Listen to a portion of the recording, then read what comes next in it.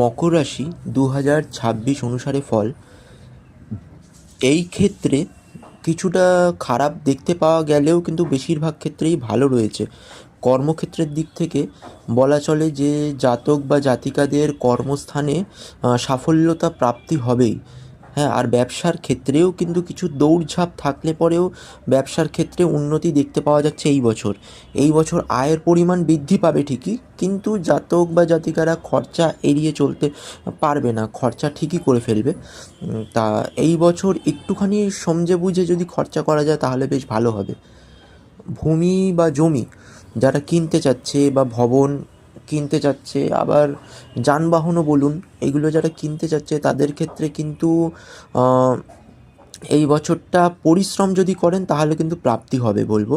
কোনো বাধা বা বড় কিছু বিপত্তি এরকম কিছু দেখা যাচ্ছে না, পরিশ্রমের দ্বারা আপনারা সহজে প্রাপ্ত করতে পারেন।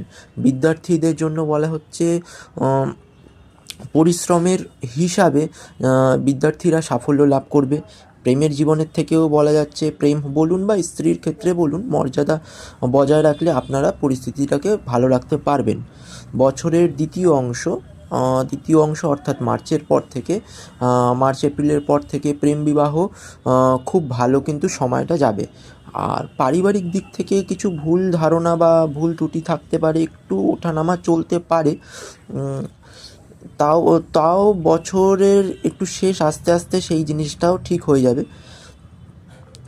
আর একটা জিনিস, স্বাস্থ্যের দিক থেকে আপনাকে একটুখানি খাওয়া দাওয়াটা নিয়ন্ত্রণ যদি রাখতে পারেন তাহলে কিন্তু মকর রাশি 2026 বেশ ভালোই যাবে। এখানে দেখা যাচ্ছে বেশিরভাগ ক্ষেত্রেই মকর রাশি 2026